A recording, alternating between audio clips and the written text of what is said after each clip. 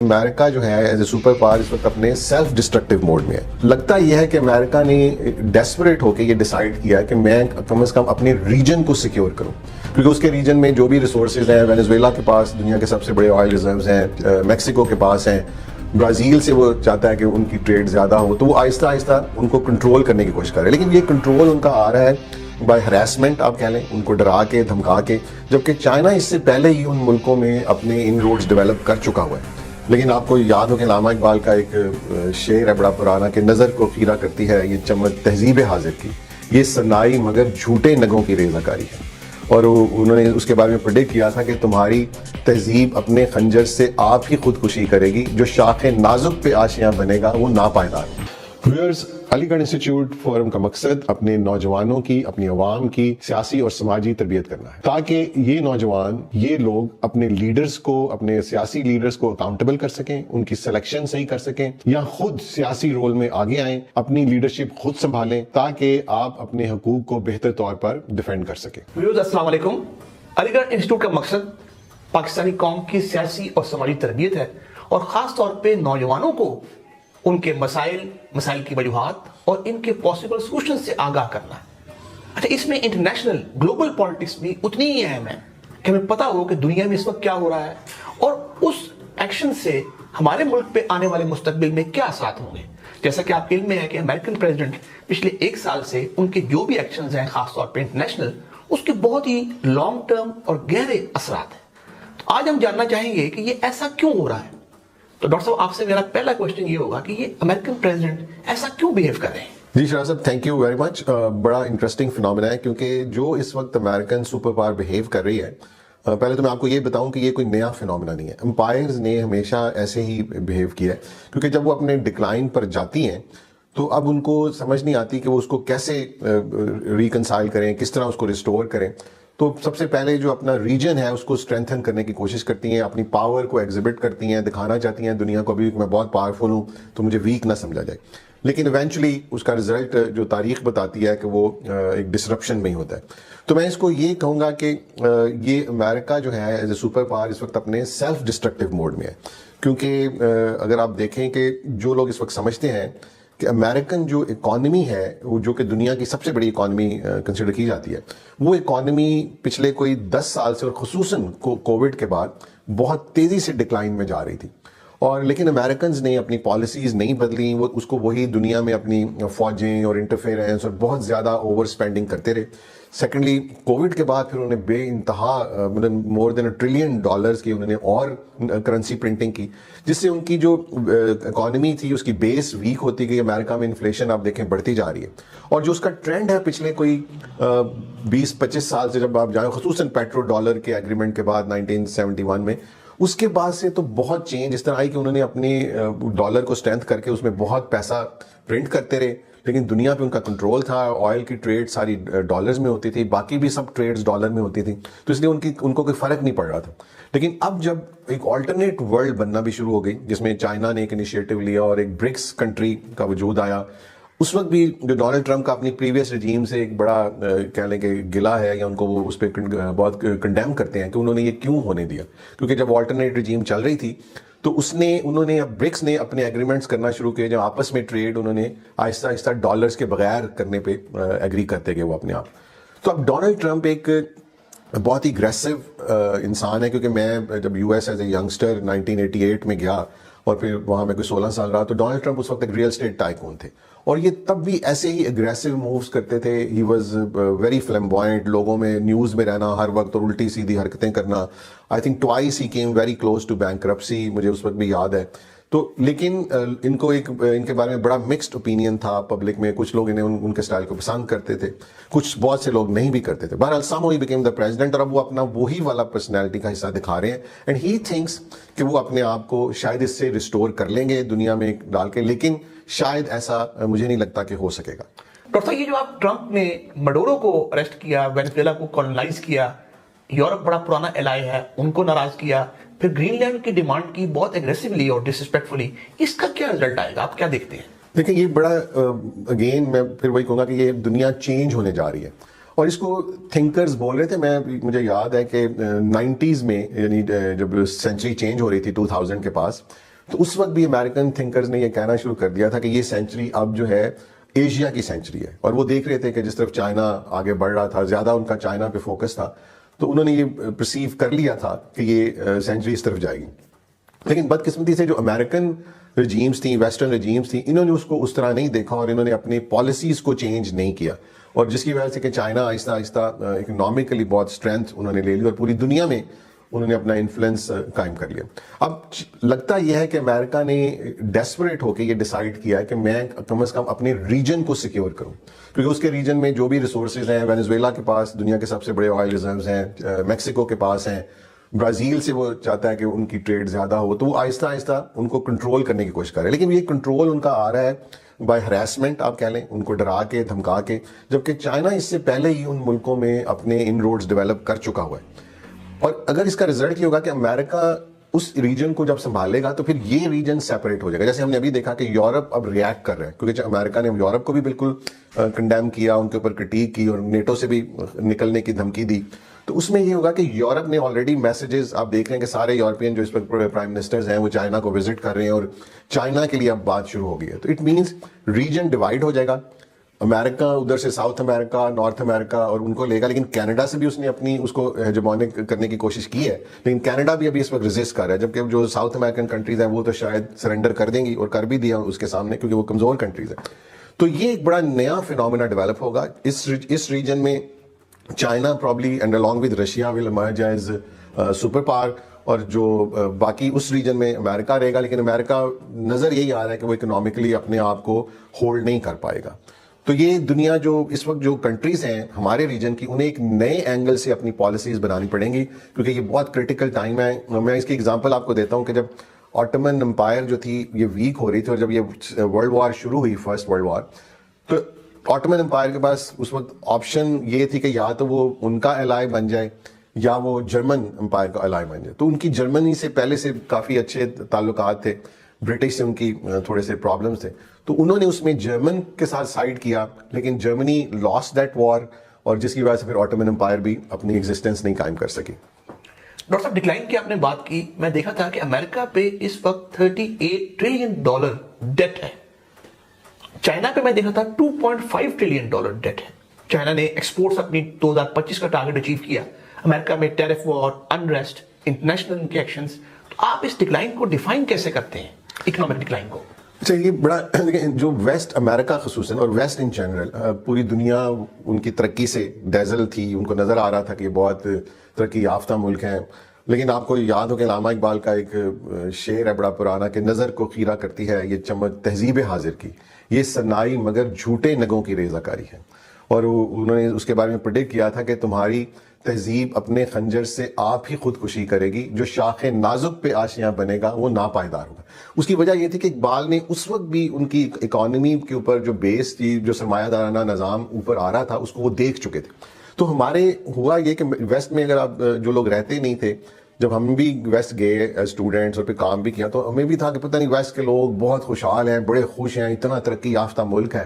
لیکن وہاں جا کے میں نے اس وقت بھی دیکھا 90s میں کہ ویسٹرن جو لوگ تھے وہ بہت اسٹرگل کی زندگی گزارتے ہیں. ان کی جابز بڑی ٹف ہیں، ان کو 2 جابز کرنی پڑتی ہیں، ان کے اوپر بڑے ایکسپینس ہیں. کیونکہ کیپٹلزم کا نظام یہ کرتا ہے کہ اپنی دولت کو اپنی طرف جو امیر لوگ ہوتے جاتے ہیں وہ اکٹھا کرتے جاتے ہیں، اور جو پبلک کی شیئرنگ ہے وہ کم ہوتی رہتی ہے. تو ویسٹ نے ایک ٹائم پہ جب یہ اچیو کیا تھا کہ انہوں نے پبلک شیئرنگ بڑھائی تھی، لیکن over the period of time وہ پبلک شیئرنگ کم ہوتی جا رہی تھی. اور ہم ریسنٹ فنومینا میں اگر آپ کو جائیں 30 سال پہلے یا 20 سال پہلے، تو جو بلینر ہوتے تھے وہ ورلڈ ریچسٹ مین ہوتا تھا، $5 بلین، $8 بلین. آج وہ بلینرز ٹریلینز میں چلے گئے، اور وہ number of them have increase so much, which means کہ ویلتھ ایکومولیشن بڑھ رہی ہے.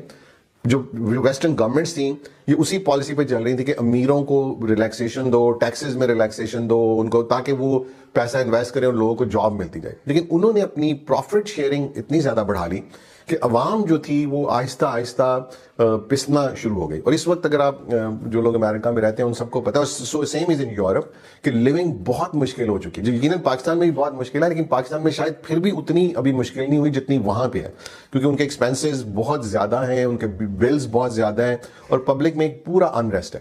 تو یہ چیز امریکن اکانومی کے اوپر ایک بہت بڑا امپیکٹ چل رہا تھا، کیونکہ وہ سرمایہ دار جو تھے وہ اتنا ٹیکس نہیں دے رہے جتنا ان کو دینا چاہیے تھا. امریکہ اپنے نوٹ پرنٹ کرتا جا رہا تھا, اور ڈیٹس ان کے ذرا ڈفرینٹ فینومینا ہے, اس کو ہم اور کسی جگہ پہ سمجھ لیں گے, لیکن یہ چیز ان کو اب آہستہ آہستہ ڈکلائن کی طرف لے گئی. اب اس کا ایک دوسرا ایسپیکٹ بھی ہے ڈکلائن کا جو میں بڑا امپورٹنٹ ہے. وہ ڈکلائن یہ ہوا کہ امریکن, اس کی تھوڑی سی میں ہسٹری میں جا کے بتاؤں گا کہ جب ویسٹ نے اپنی ترقی شروع کی, انڈسٹریلائزیشن کا دور شروع ہوا, اس کے بعد سے انہوں نے ان کے اندر, کیونکہ ریلیجن سے وہ دور ہو گئے, انہوں نے ریلیجن کو بالکل ریجیکٹ کیا, اس کے اگینسٹ ریبیل کیا, تو ایک ان کے اندر ایک آزادی کا ایک نیا تصور پیدا ہوا. اور اس آزادی میں کچھ ایلیمنٹ وہ پیدا ہوئے جہاں بہت ساری اچھی چیزیں ہوئیں, فریڈم آف اسپیچ ہوئی, ہیومن رائٹس, پبلک رائٹس, سب کچھ ہوا, لیکن انہوں نے آزادی میں اپنی نوجوانوں کو ایک بہت ہی, جسے کہتے ہیں کہ ان چیکڈ آزادی دی. اور وہ ان چیکڈ آزادی یہ تھی کہ ان کے اوپر سیکسول فریڈم, انٹاکسیکیشن کی فریڈم اور اس طرح کی چیزیں بہت زیادہ سوسائٹیز میں, ان کے ڈرگس جو ہیں وہ پھیلتی ہیں, الکوہولزم.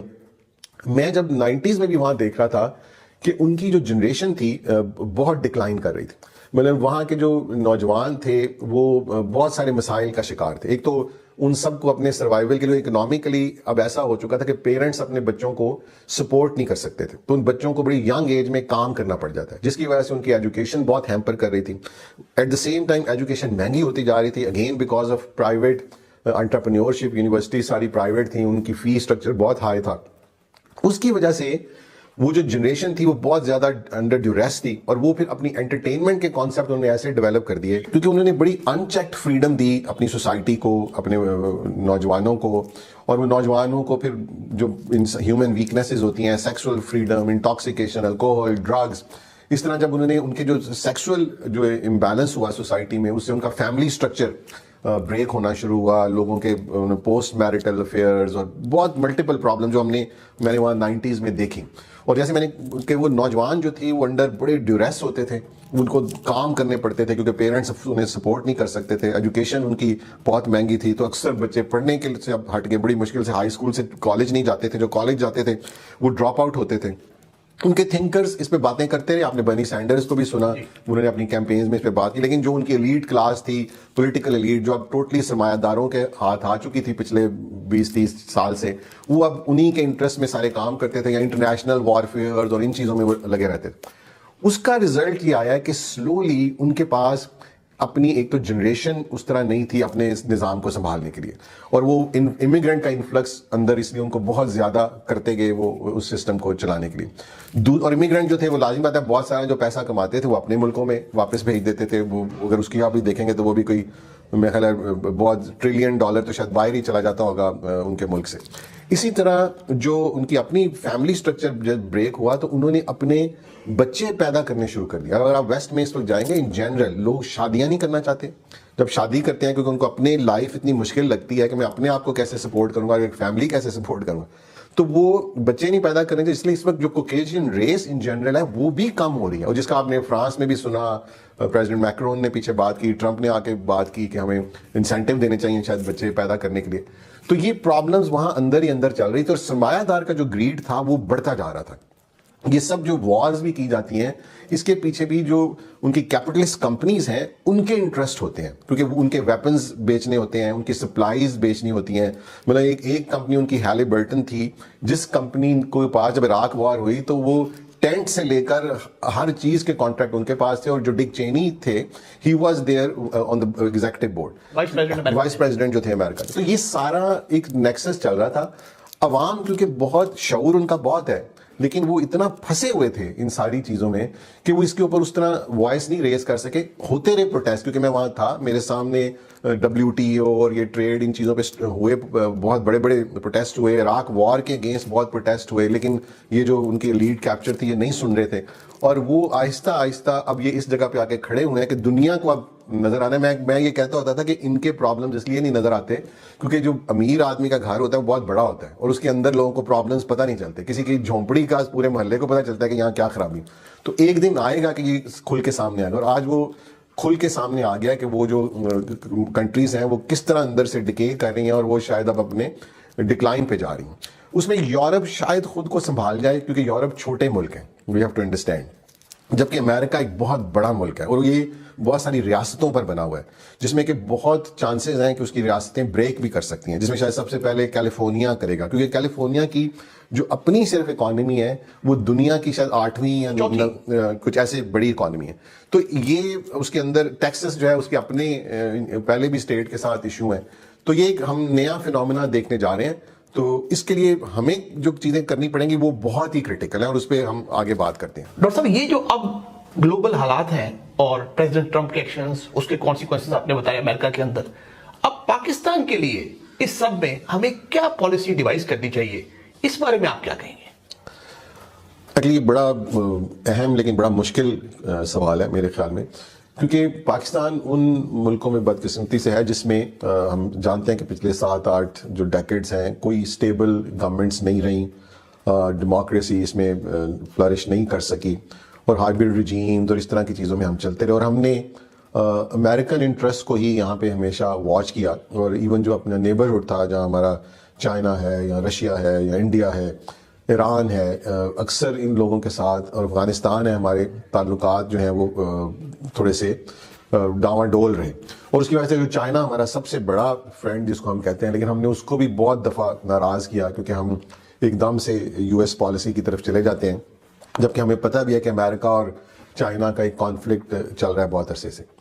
اب یہ جو کرٹیکل جنکچر پہ ونس اگین، کیونکہ پاکستان میں ایک ہائبرڈ رجیم چل رہی ہے اور اس نے اپنے آپ کو بچانے کے لیے، سسٹین کرنے کے لیے ٹوٹل امریکن لابی میں یہ چلے گئے، اور انہوں نے جو چائنا کا انٹرسٹ تھا سی پیک کا اس کو بھی آپ دیکھیں بالکل ریپ اپ کیا ہوا ہے، اور جس سے یقیناً چائنا کی فیلنگز اچھی نہیں ہیں، ان کا بھی بہت انویسٹمنٹ ہوئی ہے.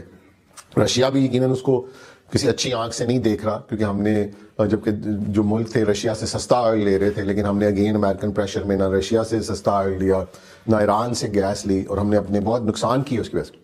اب اس جگہ پہ جب ریجن ڈیوائڈ ہوتا ہے اور یہ ریجن جب بنے گا، اور اس ریجن میں جو برکس کنٹریز ہیں اس میں پاکستان پہلے ہی نہیں ہے، جبکہ رشیا بھی ہے، چائنا ہے، انڈیا ہے، یہ تینوں ملک اس میں ہیں، اور اب ایون سعودی عرب بھی اس میں آ رہا ہے. تو ایسے لگتا ہے کہ پاکستان تو ایک دم، اگر امریکن جو پاور ہے وہ اپنے آپ کو اس ریجن میں ریٹین کر لیتی ہے تو ہم تو اس ریجن میں ایک دم آئسولیٹ ہو جائیں گے، کیونکہ یہ جو کنٹریز ہیں یہ ہم پہ ٹرسٹ نہیں کریں گی اس طرح. پاکستان برکس کا حصہ تو ہے، ہم نے فائل کیے نامینیشن پیپرز یا ممبرشپ کے لیے. نہیں، وہ ہم اس میں ممبر نہیں بنے نا، اگین اسی وجہ سے امریکن پریشر میں، کیونکہ ہم جیسے میں نے ایران سے ہم نے گیس نہیں لی امریکن پریشر میں، رشیا سے آئل نہیں لیا امریکن پریشر میں. پریزیڈنٹ ٹرمپ نے بڑا سیریسلی تھریٹ کیا کنٹری کو. نہیں، آپ دیکھیں اس سے پہلے جب ایران کی تو پائپ لائن، آپ کو یاد ہے ایران نے پائپ لائن بچھا دی ہوئی ہے ہمارے بارڈر تک. اس وقت تو ٹرمپ بھی نہیں تھا، لیکن ہم نے اس زمانے کے بھی پریزیڈنٹ نہ کرنے کی وجہ سے ہم نے اپنا نقصان کیا. تو یہ جو ہماری پالیسی ہے یہ مجھے ایسے لگتا ہے کہ ہمیں بہت زیادہ ہرٹ کر سکتی ہے، کیونکہ اگر ہم نے اپنے آپ کو اس ریجن کے ساتھ الائن نہ کیا اور اس ریجن میں آئسولیٹ ہو گئے اور ہم پھر بھی انہی کے ساتھ جڑے رہے، تو وہ ایران بھی ہم سے یقیناً خوش نہیں ہوگا، چائنا بھی خوش نہیں ہوگا. تو یہ ایک ٹائم ہے کہ ہماری جو اندر ایک عوامی جو سوچ ہے اس کو پریویل کرنا چاہیے، کیونکہ یہ گورنمنٹ، کیونکہ ہم سب کو پتہ ہے کہ یہ عوام کی بیکڈ گورنمنٹ نہیں ہے، اس لیے یہ ہر ڈیسپریٹ، جس طرح وہاں ڈونلڈ ٹرمپ ڈیسپریٹ مووز کر رہے ہیں، یہ بھی ڈیسپریٹ مووز کر رہے ہیں کہ اس امریکن پریزیڈنٹ کو خوش رکھنے کے لیے یہ ہر وہ کام کر رہے ہیں جو عوام کے نہ مفاد میں ہے اور نہ ہی عوام کی جو جذبات ہیں اس کے ساتھ آ گئی. کیونکہ اب ہم جب پیلسٹائن اور غازہ والا جو ایشو دیکھ رہے ہیں، اب عوام یقیناً عوام کے سینٹیمنٹ بہت اسٹرانگ ہیں پیلسٹینینز کے ساتھ، اور یہ سینٹیمنٹ بھی ہم ہی نے بلڈ کیے ہیں، ہماری انہی رجیمز نے، ہمارے ان علماء نے بلڈ کیے ہیں. لیکن آج وہ سارے یو ٹرن لے کے اس پیس بورڈ میں اپنے آپ کو لے گئے ہیں، جس کے یورپ کا جو ویسٹرن میڈیا ہے وہ اس کو ایک فراڈ کہہ رہا ہے کہ یہ ایک بہت بڑا دھوکہ ہے. اور اس میں ہم دیکھیں نہ پیلسٹینینز کی کوئی ریپرزنٹیشن نہیں ہے، ہم استعمال ہونا جا رہے ہیں حماس کو وہاں سے وائنڈ اپ کرنے کے لیے. ہم انڈر اسرائیل جو لگ یہ رہا ہے کہ یہ جو کنٹریز ہیں یہ اسرائیل کے انڈر ایکچولی یہ کام کریں گے، تو اس سے عوام کے جذبات اور مجروح ہوں گے کیونکہ انہیں ان کانفیڈنس میں نہیں لیا گیا. تو پاکستان کے اندر بہت ضروری ہے کہ بہت جلد عوام کی جو نمائندہ حکومتیں آئیں، عوام کے جو منتخب نمائندے، جو صحیح منتخب نمائندے جو ان کو صحیح لیڈ کر سکیں، وگرنہ بہت چانسز جو میں نے آپ سے کہا کہ پاکستان آلریڈی اکنامکلی بہت سفر کر رہا ہے اور امریکہ پاکستان کو سنبھالنے کے قابل نہیں رہے گا. ابھی بھی آپ دیکھیں پچھلے 3 سال جو ہیں، 3.5 سال، کوئی امریکن ہمیں ہیلپ نہیں ملی، نہ پاکستان میں کوئی فارن انویسٹمنٹ آئی ہے، نہ پاکستان کی کوئی ایکسپورٹس بڑھ سکی ہیں، نہ پاکستان میں کوئی انڈسٹریل مینوفیکچرنگ بڑھ سکی ہے. مطلب یہ اس وقت ہم اپنے ہر ایب میں پچھلے 20 سال پرانے جو فگرز تھے وہاں کھڑے ہیں.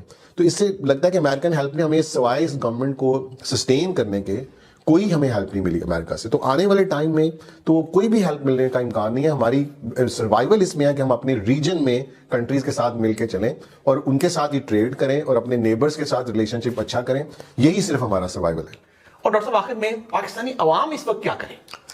دیکھیے پاکستانی عوام کا جو ایک بہت بڑا مسئلہ ہے کہ یہ سوچ تو ان کی، میں یقیناً اس میں بڑا شعور آیا ہے، ان کے اندر ایک اویکننگ آئی ہے، لیکن ایٹ دا سیم ٹائم یہ کمپلیسنٹ ہے. یہ مثلاً اپنے حقوق کے لیے کھڑے ہونے کا ان کے اندر ابھی تک وہ ڈرائیو نہیں آئی.